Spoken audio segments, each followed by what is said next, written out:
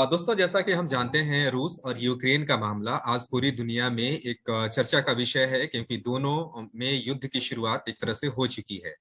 और इस शुरुआत के साथ ही हमारे एक मित्र हैं, जानने वाले हैं, जो रशिया में हैं और काफी टाइम से हैं।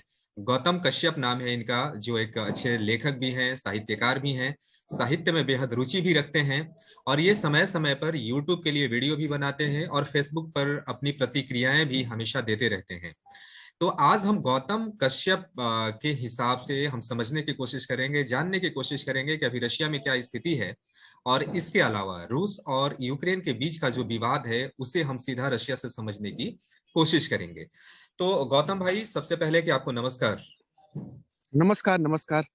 क्या आप सभी स्थिति है श्रोता अभी बंधुओं को रशिया नमस्कार। में? जी, अभी रशिया में क्या स्थिति, देखिए कितना समय हो रहा है, थोड़ा सा बताइए, आसपास की स्थिति क्या है अभी? हाँ, बिल्कुल, अभी आप जैसा देख सकते हैं, अभी मैं सेंट पीटर्सबर्ग में हूँ और अभी समय हुआ है यहाँ पर 9:08 और आप देख सकते हैं 9:08 सुबह और काफ़ी खूबसूरत मौसम है। आप देख सकते हैं बहुत दिनों के बाद धूप खिली हुई है आज, तो काफ़ी शानदार है। सड़कों पे ज़्यादा भीड़ नहीं है क्योंकि रशिया में जनरली लोग 10 से 11 बजे के बाद बाहर निकलते हैं, तो आप देख सकते हैं बहुत ही कम लोग दिखाई दे रहे हैं होंगे आपको।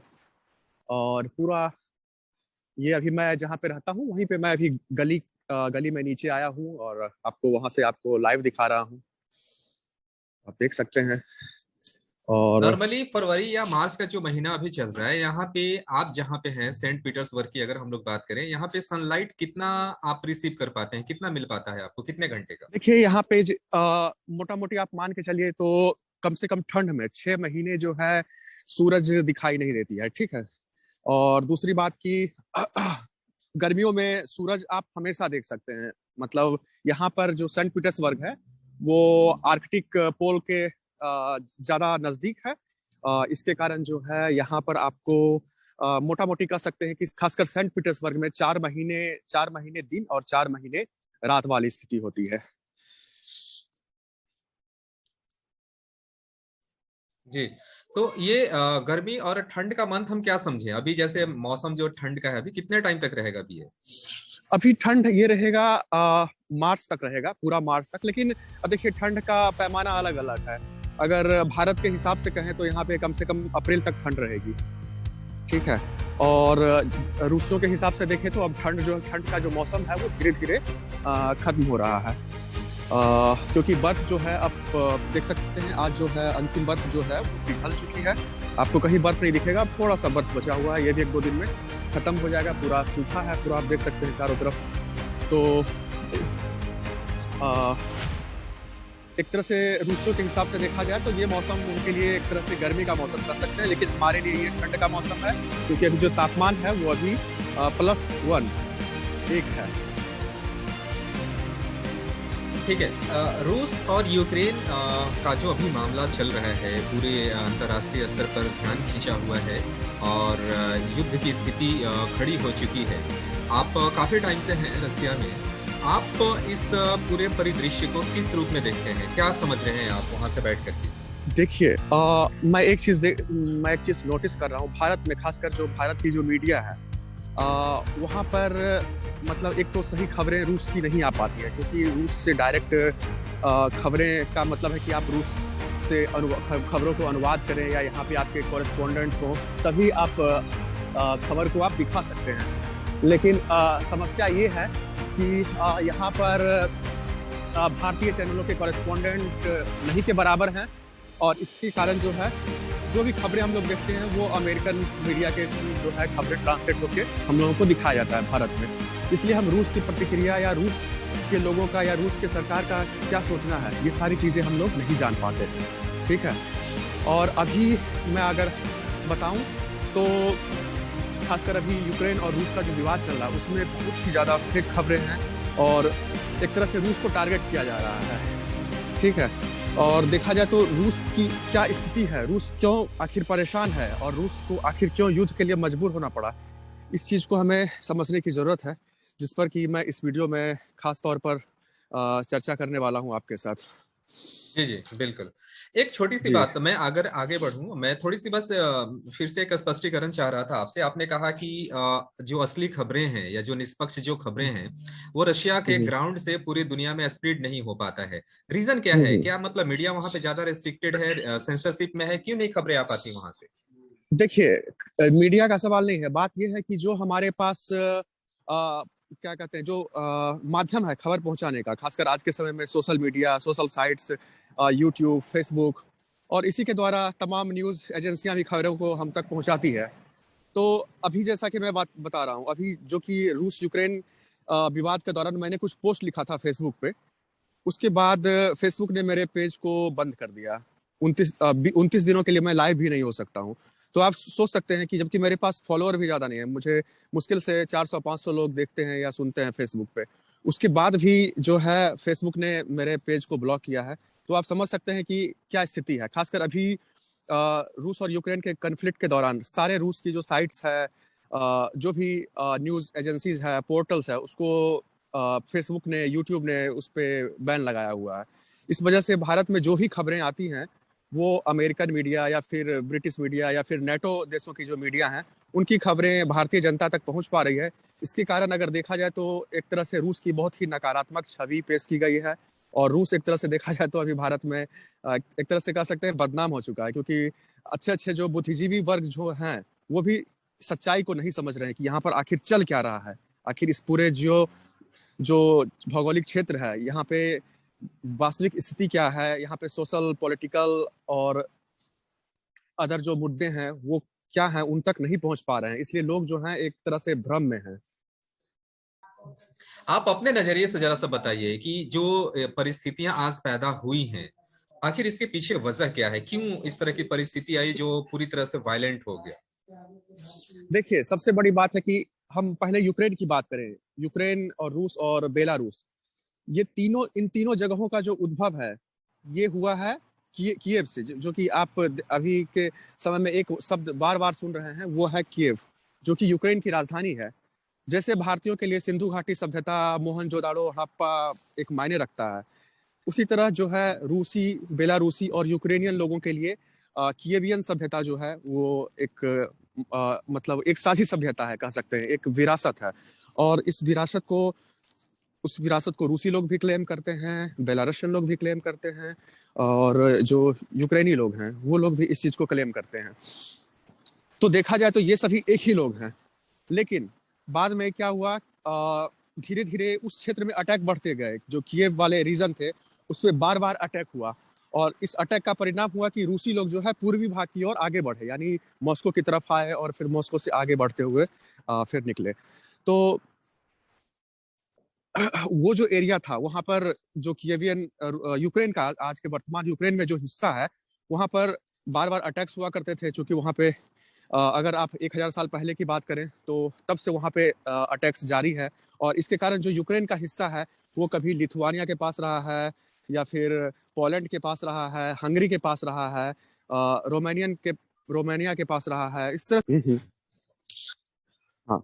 तो हुआ क्या कि क्या कहते हैं, वो सब हिस्सा जो है दूसरे दूसरे राजवंशों के अधीन आते गया, और इसके कारण जो है यूक्रेन जो है एक राष्ट्र के रूप में या एक राज्य के रूप में विकसित नहीं हो सका। ठीक है। और क्योंकि वहां से जो रूसी लोग थे वो लोग पलायन करके जब ईस्ट ईस्ट की तरफ आ गए, तो इन लोगों ने अपना एक नया देश बनाया, रूस बनाया, फिर क्या कहते हैं बेलारूस बनाया। और उसके बाद उसके बाद भी इस रीजन में हमला होते रहा। यहाँ पे मंगोल वगैरह, मंगोल इन्वेशन हुआ, फिर क्या कहते हैं, मतलब जो भी मंगोल हमले हुए, ततार के हमले हुए, तो इसके कारण भी ये हिस्सा जो है बहुत ज्यादा मतलब प्रभावित रहा। उसके बाद अगर हम आगे चलें तो आगे हम देखते हैं कि धीरे धीरे रूस में जो है मतलब यहाँ पे जारशाही आया। उसके बाद फिर ये सब जो हिस्से थे यहाँ के राजाओं के द्वारा, जार के द्वारा पूरी तरीके से कंट्रोल किए गए, और इस तरह से रूस जो है एक कह सकते हैं राष्ट्र के रूप में या एक राज्य के रूप में मतलब धीरे धीरे उदय होना शुरू हुआ। और इस बीच यूक्रेन की स्थिति क्या थी? यूक्रेन के हिस्से जो थे वो अलग अलग राज्यों के, अलग अलग दूसरे राजाओं के कब्जे में थे, यूरोपियन राजाओं के कब्जे में, या फिर ओटोमान अम्पायर आ गया। ओटोमान अम्पायर के पास भी यूक्रेन के कुछ हिस्से थे, हंगरी हो गया, पोलिस हो गया। उसके बाद जब रूस में राजाओं के विरुद्ध क्रांति हुई, जार के विरुद्ध, तो उसमें क्या होता है कि अ, लेनिन के नेतृत्व में जब यहाँ पर रूसी क्रांति होती है, तो रूस पे जो है यहाँ पर कम्युनिस्ट सरकार बनती है, और उस सरकार में जो है बहुत सारे जो देश हैं वो शामिल होते हैं आपसी सहमति से। और उसी समय यूक्रेन में भी वहाँ पर गृह युद्ध चल रहा था, और वहाँ पे तभी जो है वहाँ के जो क्रांतिकारी थे उन्होंने लेनिन को कहा कि आप जो है हमारे राज्य को भी अपने साथ शामिल कर लीजिए, क्योंकि ये इलाका जो है काफी अशांत है, इसलिए ये इस इलाके को भी जो है हम सोवियत संघ के साथ जोड़ना चाहते हैं। तो लेनिन ने जो है सारे इलाके पे कब्जा किया। उसके बाद फिर उस इलाके को सोवियत संघ के साथ जोड़ा, और उस पूरे इलाके को नाम दिया गया Ukraine Ukraine Soviet socialist Republic के नाम से। वो इलाका फिर पूरा एक नया इलाका जो है सामने आया, एक नए देश के रूप में, जो कि सोवियत संघ से जुड़ गया। तो देखा जाए तो यूक्रेन को बनाने वाले लेनिन है, ठीक है। अब हम पुतिन की बात करते हैं। पुतिन ने जब 24 तारीख को युद्ध हुआ था, तो उससे पहले पुतिन का जो भाषण है उसका अनुवाद भारत में नहीं है, लेकिन उसको बहुत गौर से सुनना चाहिए कि इस यहाँ पर चल क्या रहा है। तो पहले तो हम उस उस पूरे क्षेत्र की स्थिति को समझते हैं। जब द्वितीय विश्व युद्ध हुआ था, उस वक्त खासकर वो पूरा एरिया जो है नाजीवादियों के चंगुल में था, बहुत ज़्यादा प्रभावित था, खासकर जर्मनी, पोलैंड, ये सब। और वहाँ पर एक मतलब उनके फिलॉसफी के हिसाब से उनका धर्म या उनका जो नस्ल है, उनका जो रंग है, उनकी जो कल्चर थी, उसको सर्वश्रेष्ठ माना गया। और यही एक कारण था कि जो हिटलर है, कम से कम 60 लाख यहूदियों की हत्या हिटलर के द्वारा की गई थी उस दौरान में। तो वो पूरा एरिया नाजीवादियों के प्रभुत्व में था, और उससे वहाँ के लोग भी, बहुत सारे जो लोग थे वो बहुत ज़्यादा इंस्पायर भी थे। तो सोवियत संघ का जब विखंडन हुआ, जब फिर यूक्रेन जो है अलग हो गया, उसके बाद फिर वहाँ पे नाजीवादी गुट जो है बहुत तेजी से फैलने लगे। और आप देख सकते हैं कि यूक्रेन में जितना मतलब वहाँ पे इतना ज्यादा मतलब पकड़ है नाजीवादियों की वहाँ के सत्ता में, कि इसका आप मतलब मैं आपको कैसे बताऊं। आप ये सोचिए कि आज के समय में भारत में 22 शेड्यूल्ड लैंग्वेज है, ठीक है। 22 लैंग्वेज के साथ हम भारतवासी जी रहे हैं। सभी राज्यों के अपनी अपनी बोलियां हैं, भाषा है, कहीं कोई प्रॉब्लम नहीं है। लेकिन यूक्रेन में इन लोगों ने जबरदस्ती वहाँ के लोगों पर सिर्फ यूक्रेनियन भाषा को थोपने का काम किया। वहाँ पे रूसी मूल के लोग भी रहते हैं, यहाँ तक कि कई यूक्रेनियन है जो कि यूक्रेनी भाषा नहीं बोल पाते हैं, वो सिर्फ रूसी बोलते हैं। तो इसके कारण जो है वहाँ पर इन लोगों ने पूरे देश को यूक्रेनियन भाषा पूरे देश पर यूक्रेनियन भाषा थोप दिया। और साथ में इनका प्लानिंग था कि 2023 तक पूरे देश में सिर्फ यूक्रेनी भाषा ही बोली जाएगी। तो एक तरह से देखा जाए तो ये विवाद भाषा से शुरू हुआ, और फिर जाके अभी की स्थिति आप सबके सामने है। उसके बाद क्या हुआ कि जो भी रूसी मूल के लोग वहाँ पर थे, क्योंकि सोवियत संघ के समय में लोग माइग्रेट हुए बहुत ज़्यादा, रूसी लोग यूक्रेन में गए, यूक्रेन के बहुत सारे लोग जो है रूस में अभी रह रहे हैं। तो ये सारे लोग माइग्रेट हुए, फिर बाद में जब देश का बंटवारा हो गया तो वो लोग अपने अपने वही रह गए। तो बड़ी आबादी जो है रूसियों की यूक्रेन में है, और बहुत सारे यूक्रेनी हैं जो कि आज भी रूस में रहते हैं। उसके बाद वहाँ की जो नाजीवादी सरकार थी, उन लोगों ने जो है मतलब जो वहाँ पे अल्पसंख्यक समुदाय कह सकते हैं, रूसी हो गया या अदर जो समुदाय है, भाषा को लेकर टारगेट करना शुरू किया। और अभी का जो रीजन है, जो डोनबास रिपब्लिक जो है यूक्रेन का, उसके जो भी 2 हिस्से हैं, दोनेत्स्क और लुगांस्क, वहाँ पर लगभग 8 सालों से एक मतलब छद्म युद्ध चल रहा है, जिसमें कि यूक्रेनी सेना द्वारा जो भी वहाँ पे राष्ट्रवादी सरकार है, वो यूक्रेनी सेना की मदद से वहाँ के आम रूसी नागरिकों को मार रहे हैं, उनके साथ अन्याय कर रहे हैं, उनके साथ अत्याचार कर रहे हैं। और इसका प्रतिरोध जो है वहाँ की स्वयंसेवी, वहाँ के चूंकि वो लोग बहुत ज्यादा सफर कर रहे हैं, तो उन लोगों ने एक सेना बनाया है। वो सेना जो है वहाँ की मतलब कह सकते हैं एक स्वयंसेवी है, स्वयंसेवक कह सकते हैं। तो उन लोगों ने यूक्रेन का जवाब जो है वो देना शुरू किया। उसके बाद यूक्रेन जो है वहाँ पे बहुत बड़े मतलब घातक हथियारों का इस्तेमाल भी उन पर करना शुरू किया। और इस दौरान खासकर इस 8 साल में जो है लगभग नहीं तो 20,000 से ज्यादा लोग मारे जा चुके हैं अभी, जो वहाँ के रूसी लोग हैं, ठीक है। और रशिया में इस चीज का हमेशा विरोध हो रहा है कि आखिर ये युद्ध जो हो रहा है, रूसियों के साथ जो प्रताड़ना हो रही है, जो उन्हें नस्ल के नाम पे, भाषा के नाम पे दबाया जा रहा है, तो आखिर रूसी सरकार क्यों नहीं कुछ कर रही है, क्यों उनकी मदद नहीं कर पा रही है। तो इसके कारण जो है रूस में बार बार विरोध भी होता था, विरोध प्रदर्शन भी होते थे, और साथ ही यहाँ के विपक्ष के नेता भी जो है पुतिन सरकार को कहते थे कि आखिर आप क्यों इस पर एक्शन नहीं ले रहे हैं। और साथ ही एक तो ये भाषा की समस्या हो गई, दूसरी समस्या राष्ट्रीयता की हो गई, राष्ट्रवाद की समस्या हो गई, जो कि वहां पे सद राष्ट्रवाद घुसा है, जिसमें कि यूक्रेन ही सर्वश्रेष्ठ है, यूक्रेन के लोग ही सर्वश्रेष्ठ हैं, यूक्रेन की भाषा ही सर्वश्रेष्ठ है। और इसके कारण जो वहां पे अल्पसंख्यक भाषा समूहों को दबाया जा रहा था, तो ये दूसरी बात हो गई। और तीसरी जो बात ये है कि वहां पर नाजीवाद को काफी ज्यादा सपोर्ट मिल रहा है, खासकर नेटो से और अमेरिका से। एक बहुत ही गंभीर बात है कि 2016 और फिर 2021 में 16 दिसंबर 2021 में यूनाइटेड नेशंस में नाजीवाद के ग्लोरिफिकेशन के विरोध में प्रस्तावना पेश किया गया था, जिसमें कि भारत सहित सारे दुनिया के देशों ने वोट किया था। लेकिन दो देश नाजीवाद का समर्थन कर रहे थे, वो दो देश थे अमेरिका और यूक्रेन।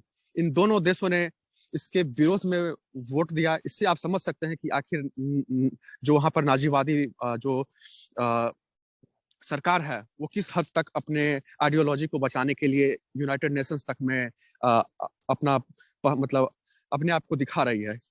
तो इससे एक साफ मीडिया साबित की होता है। प्रतिक्रिया में देख रहा था, कल एक रिपोर्ट में देख रहा था भारत में, जिसमें लिखा था कि जब सोवियत संघ था, यानी 1991 के पहले की स्थिति के हिसाब से अगर हम बात करें, तो यूक्रेन जो कि रशिया का हिस्सा था, और ये इसमें लिखा था कि ये जो प्रॉब्लम की जो शुरुआत हुई है 1991 के बाद, यानी कि रूस के टूटने के बाद प्रॉब्लम की शुरुआत हुई, और इस तरह की बातें बताई जा रही है।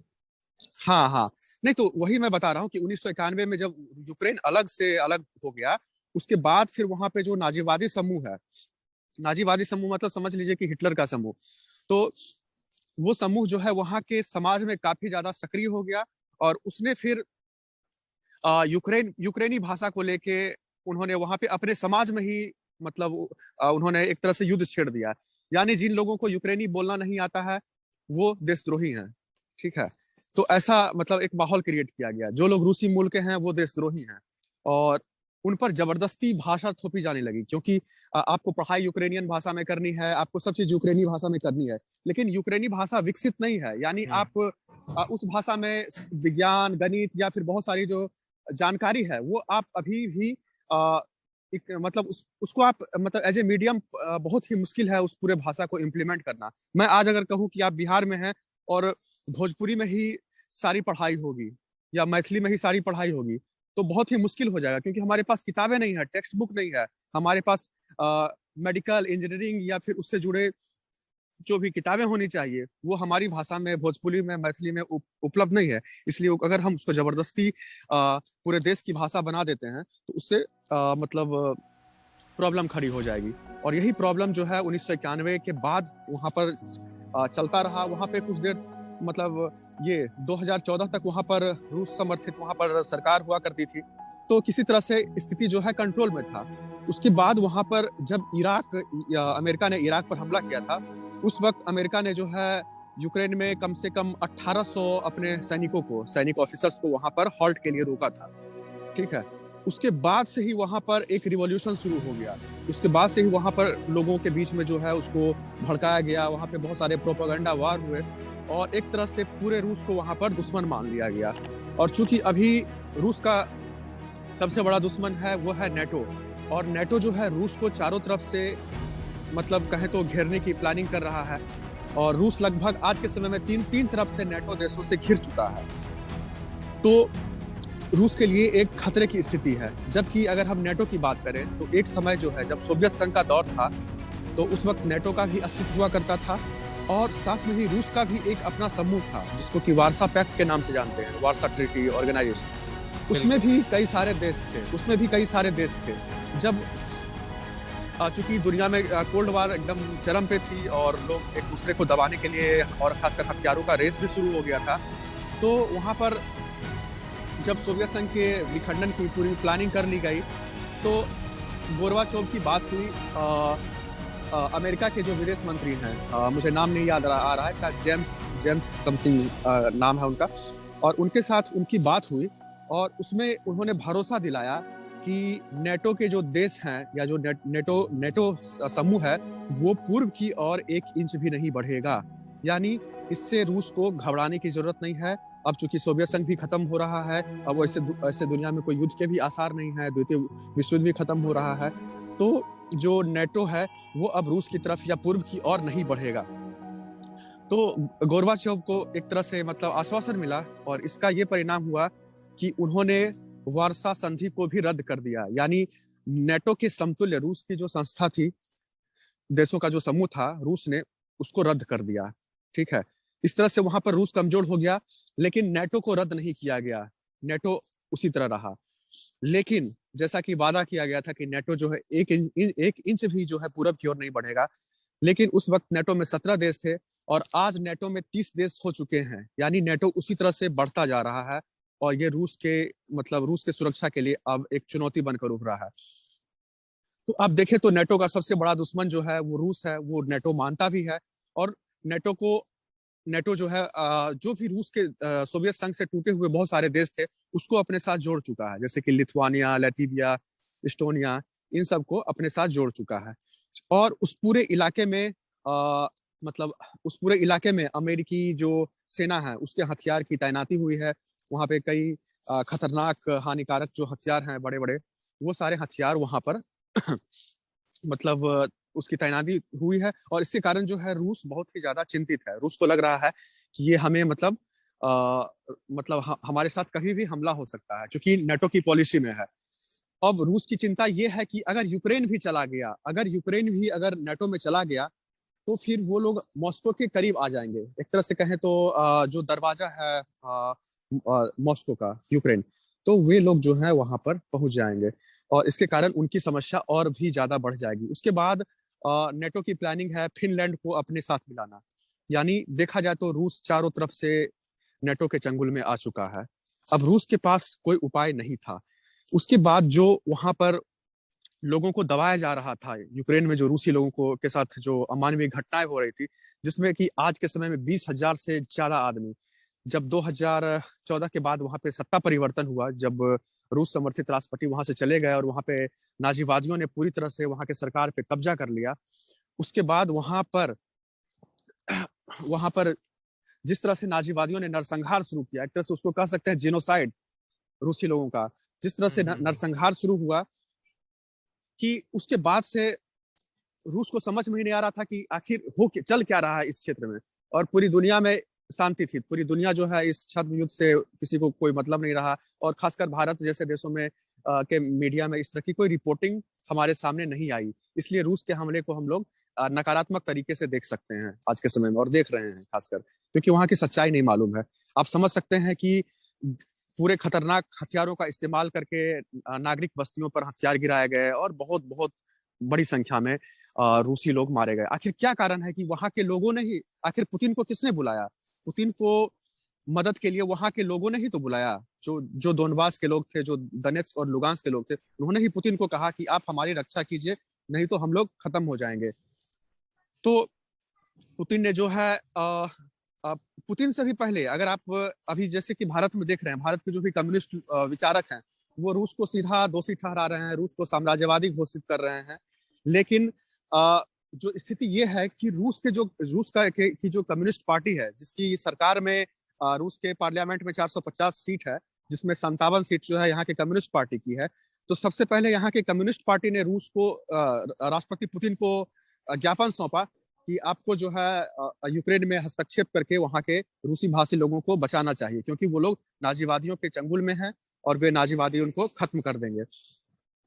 उसके बाद फिर रूस के राष्ट्रपति की जो पॉलिटिकल पार्टी है यूनाइटेड रशिया, उसके बाद उसके लोगों ने जो है राष्ट्रपति पुतिन के पास मैसेज किया। तो उसके बाद जो है पुतिन जो है संसद में एक वोटिंग कराया और उसके बाद उन्होंने अनुमति ली कि अब हमें यूक्रेन पर हमला करना ही है।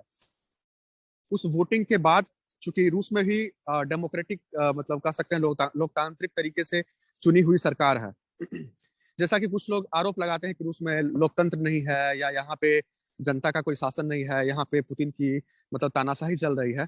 लेकिन इस चीज को भी समझने की जरूरत है कि इसी रूस में यहाँ पे भारतीय सांसद भी हैं, यहाँ पे बिहार के भी एक सांसद हैं जो कि यहाँ पे इलेक्शन के बाद चुनकर जो है रूसी सरकार का हिस्सा बने हुए हैं। तो आप समझ सकते हैं कि यहाँ पे मौका है लोगों के पास, लोग चुनाव में खड़े हो रहे हैं, लोग वोट दे रहे हैं, तभी तो वो लोग भी सरकार में पहुंच रहे हैं।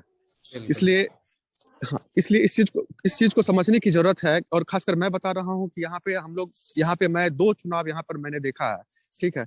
तो मैं इस चुनाव को बहुत करीब से देखा हूँ, और लोग बहुत ज्यादा एक्साइटेड होकर वोट करते हैं और खासकर अपने राष्ट्रपति को पसंद करते हैं। यहाँ पे पुतिन का एक क्रेज है, क्योंकि सोवियत संघ को टूटने के बाद पुतिन ने जो रूस को स्टेबिलिटी प्रदान की है, जो रूस आज एक समय बहुत ही छिन्न भिन्न हो चुका था, आज रूस एक मजबूत राष्ट्र के रूप में अगर आज हमारे सामने दिख रहा है, तो उसके पीछे पुतिन की बहुत बड़ी प्लानिंग है, पुतिन की स्ट्रेटेजी है। और और इस चीज को हम लोग भारतीय लोग भले ना समझें, लेकिन यहाँ की जनता समझ रही है, इसलिए वो अपने सरकार के साथ है। तो अभी अगर हम जहाँ पे अभी आप हैं, सेंट पीटर्सबर्ग में हैं आप, वहाँ की हम लोग बात करें अगर, तो वहाँ आसपास में किस तरह का रिएक्शन है? क्योंकि आप रशियन लोगों से भी मिलते हैं और उनसे बातें भी होती है आपकी, तो वो अभी क्या सोच रहे हैं इसके बारे में, मतलब देखिए, किस तरह की? भारतीय हाँ। मीडिया में, हाँ, भारतीय मीडिया में अभी खबरें आई हैं कि जो रशियन लोग जो हैं इस युद्ध का विरोध कर रहे हैं, ठीक है। तो ये बात सच है, लेकिन सारे रूसी लोग नहीं है। जो बड़े बड़े शहरों में रहते हैं, जो जो एक कह सकते हैं एलाइट तबका है रूस का, वो इसको कह रहा है कि रूस दूसरे देशों के मामले में क्यों हस्तक्षेप कर रहा है, या रूस का वैसा समाज जो कि आज अमेरिका, इंग्लैंड, फ्रांस या जर्मनी या जापान में बस गया है, उन लोगों की तरफ से विरोध हुआ है इस युद्ध का, ठीक है। लेकिन जो आम रूसी जनता है, जो यहाँ पर रूस में रह रहे हैं और जो इस चीज को समझ रहे हैं, जो रूसी लोगों के साथ जो प्रताड़ना यूक्रेन में हुई है उसकी सच्चाई को जान रहे हैं, समझ रहे हैं, उन्होंने भी सरकार से यही कहा है कि जो हमारे नागरिक हैं उनके साथ बर्बरता नहीं होनी चाहिए। यानी जो यूक्रेनी नागरिक हैं या जो रूसी नागरिक जो यूक्रेन में रहते हैं, उनके साथ किसी तरह की बर्बरता नहीं होनी चाहिए।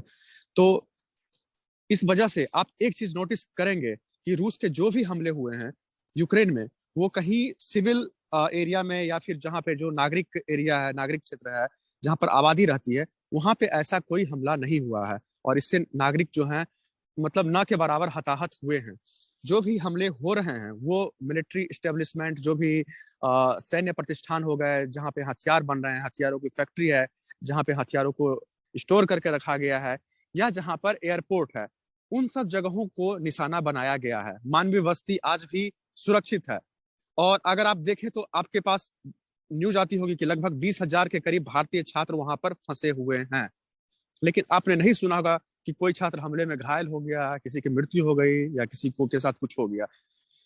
इसलिए आप समझ सकते हैं कि रूसी जो हमला है वो बहुत ही प्लान तरीके से किया जा रहा है।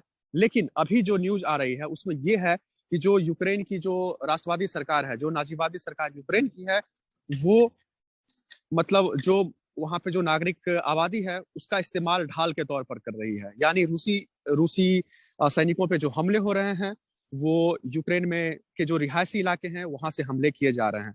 इस चक्कर में अगर युद्ध होता है तो हो सकता है उसमें आम नागरिक के मारे जाने की खबरें भी आ सकती है। लेकिन रूसी सेना की तरफ से जो है कहा जा रहा है कि हम आम आदमी को निशाना नहीं बनाएंगे। और एक चीज बहुत बहुत जो मतलब जरूरी चीज है वो जानने की है, वो ये कि अगर रूसी सेना आम आदमी को निशाना बनाती है तो इसका रूस में बहुत बड़ा विरोध होगा। क्योंकि यूक्रेन और रूस एक ही लोग हैं, एक ही मूल के लोग हैं, और भाषा भले ही अंतर है, लेकिन सभी लोग जो हैं, सभी लोगों के बीच में एक अच्छा मतलब प्यार मोहब्बत के साथ ये लोग हजारों सालों से जीते आए हैं। और इन लोग के बीच में एक तरह से कह सकते हैं तो रोटी बेटी का संबंध है। लोग शादियां करते हैं, लोग एक दूसरे के प्रदेशों में जाकर रहते हैं, रिश्तेदारी है, और लंबे समय से हजारों सालों की ये रिश्तेदारी है। इसलिए अगर आप देखें तो ये जनता का युद्ध नहीं है।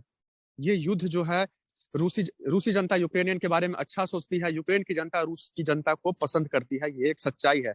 लेकिन जो समाज में कुछ प्रतिशत लोग जो नाजीवादी विचारधारा से ग्रसित हैं, जो कह सकते हैं 4-5% लोग जो नाजीवादी विचारधारा से ग्रसित हैं, वो लोग जो है इस प्रेम मोहब्बत भाईचारे को तोड़ चुके हैं भाषा के नाम पर और जाति के नाम पर। और उसी का परिणाम जो है वो युद्ध हमारे सामने आज दिख रहा है। और साथ में रूस की जो, अब जैसे कि युद्ध को भी देखा जाए तो बहुत प्लान तरीके से भड़काया गया है। रूस की यही मांग थी कि हमको नाटो का जो देश है वो गारंटी दे कि वो हमारे करीब नहीं आएंगे, लेकिन रूस ने जो है इसकी गारंटी नहीं दी।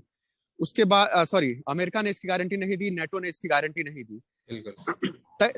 23 तारीख को रूस का कोई मांग नहीं है, ये चीज जान लीजिए। रूस का सिर्फ यही है कि हम नाटो से परेशान हैं, आप 17 से 30 हो गए, हमने तो अपना दल खत्म कर दिया सोवियत संघ विघटन के बाद, हमने तो वार्सा संधि खत्म कर दिया, लेकिन आप अभी तक नाटो को जिंदा बचाए रखे हैं। और आप पूरा जो नाटो एरिया है रूस को 3 हिस्से तीनों तरफ से घेर चुका है, और अब धीरे धीरे वो हमारे नजदीक बढ़ते जा रहे हैं। इस चीज को हम बर्दाश्त नहीं करेंगे, ये हमारी सुरक्षा के लिए खतरा है, और हम इसका मतलब इसका हम जवाब जरूर देंगे। और वही इस हमले का एक कारण है। और जबकि 23 तारीख को जबकि रूस के राष्ट्रपति ने वहां पर उस 2 क्षेत्रों को, चूंकि रूस भी तो ऐसे यूक्रेन में सेना नहीं भेज सकता है ना, उसके लिए उसके पीछे भी बहुत सारा कारण है, अंतर्राष्ट्रीय कारण है, उसको भी ध्यान में रखना होता है। तो रूस ने जो है वहां के 2 प्रांत को एक नए देश का दर्जा दिया, लुगांस्क को और दोनेत्स्क को। चूंकि वहां के जो नेता थे वो रूस आए हुए थे और रूस को दबाव डाल रहे थे रूस पर कि हमारी मदद की जाए, और रूस की विपक्षी पार्टियां भी जो है रूसी सरकार पर दबाव डाल रही थी कि इनकी मदद की जाए।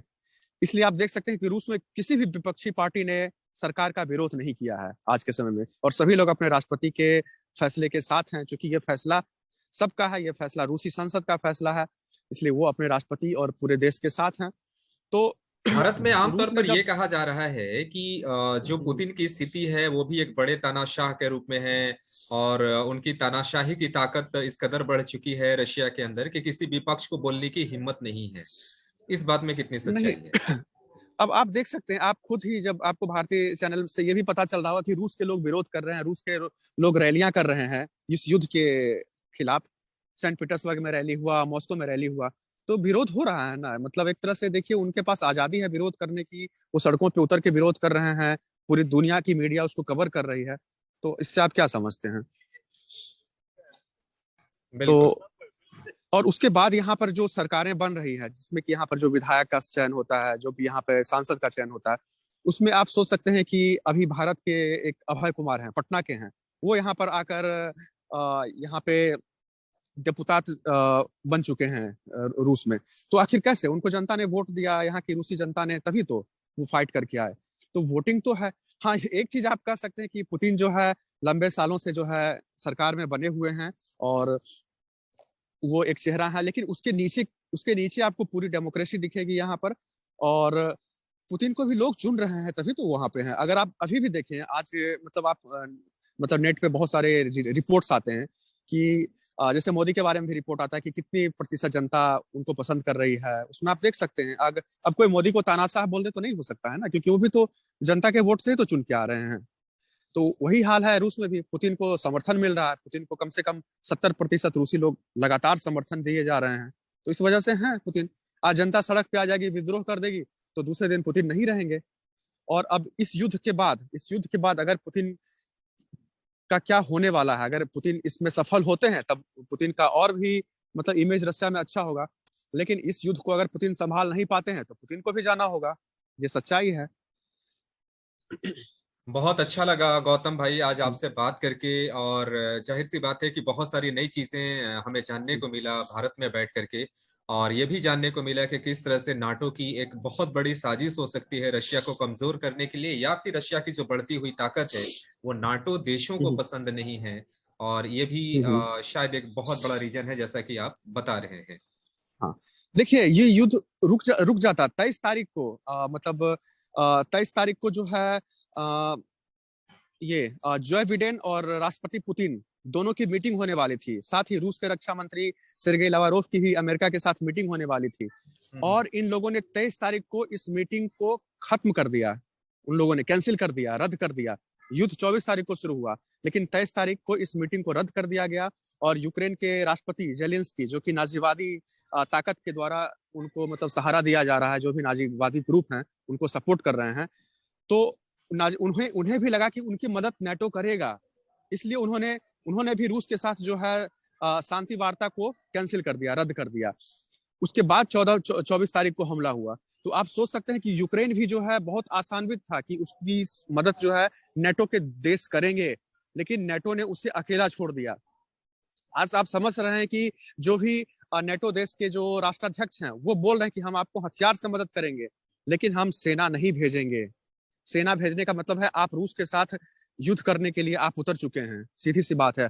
और नेटो के देश जो है मूर्ख नहीं है, वो नहीं चाहेंगे कि हमारी जो सभ्यता है, उनकी जो मतलब फ्रांस, पेरिस और बर्लिन जैसे विकसित शहर हैं, वो ये नहीं चाहेंगे कि रूस के साथ युद्ध हो और उस बमबारी में जो है पूरा शहर, उनकी पूरी जो देश है वो बर्बाद हो जाए।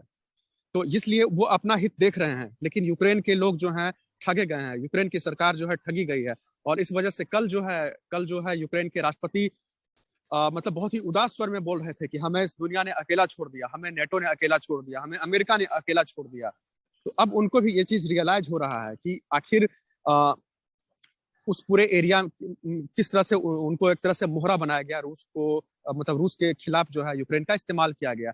और सबसे बड़ी बात, जो जेलेंस्की जो यूक्रेन के राष्ट्रपति हैं वो यहूदी परिवार से आते हैं, ठीक है। और आपको याद होगा कि नाजीवादियों ने 60 लाख यहूदियों की हत्या की थी, हिटलर समर्थित। तो वे खुद पीड़ित रहे हैं, उनके पूर्वज खुद पीड़ित रहे हैं नाजीवादियों से। और आज जो यूक्रेन के राष्ट्रपति हैं वो आज उसी नाजीवादियों की गोद में खेल रहे हैं और अपने लोगों के लिए काल बन रहे हैं। बहुत बहुत धन्यवाद गौतम भाई, बहुत अच्छा विश्लेषण किया आपने। और निश्चित रूप से ये समझने के लिए, जानने के लिए बहुत अच्छी इंफॉर्मेशन है, बहुत अच्छी सूचना है। और बिल्कुल आपने सही कहा कि ये जो इंफॉर्मेशन है वो भारतीय मीडिया, किसी भी पश्चिमी मीडिया में शायद इस तरह की चीजें या इस तरह की खबरें नहीं आती। बहुत बहुत धन्यवाद गौतम भाई। शुक्रिया।